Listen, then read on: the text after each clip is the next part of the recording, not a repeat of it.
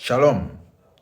Naomba nikuulize swali mpendwa. Hivi kwa nini sehemu yenye makanisa mengi na maovu ni mengi sana? Tutumie mfano wa Mbeya. Mbeya ni sehemu ambayo ina makanisa mengi sana, hususan Uyole.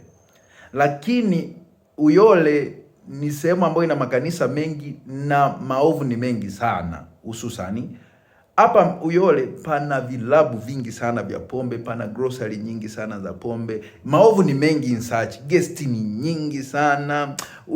Ushirikina ni mwingi sana. Swali langu ni hili hapa. Washirika wa haya makanisa wanatoka wapi?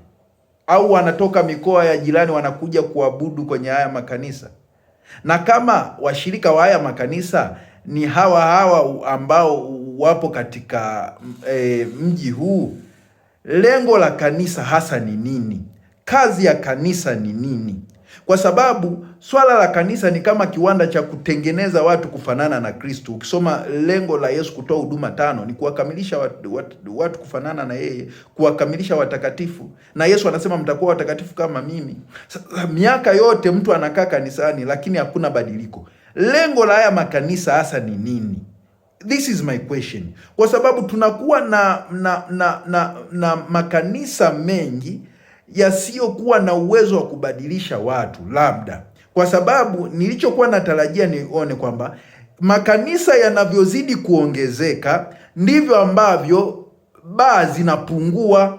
Makanisa yanavyozidi kuongezeka ndivyo ambavyo wauza pombe wanapungua, wanafunga grocery zao, wanafungua maduka ya Biblia. Yaani zile grocery nilitarajia kuona kwamba zinabadilika kuwa maduka ya tenzi za roho, lakini kwa bahati mbaya makanisa yanavyozidi kuongezeka na grocery zinaongezeka zaidi. Hawa walevi wanatoka wapi? Au wanatoka Zanzibar? Hawa walevi au wanatoka Kenya wanakuja kunywa pombe hapa Uyole?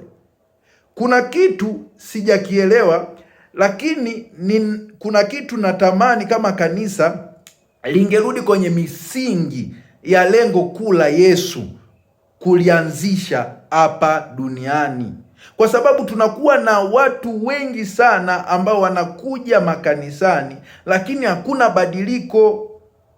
Makanisa yanavyozidi kuongezeka na maovu yanaongezeka. Makanisa yanavyozidi kuongezeka nilitarajia kuona maovu yapungue, lakini ndio kutwa yanaongezeka. Lengo la haya makanisa hasa ni nini? Kuna kipi kimejificha kuhusiana na haya makanisa? Kipi kimejificha kuhusiana na haya makanisa? Hebu turudi nyuma, turudishe jamani. Utakatifu. Mungu awabariki.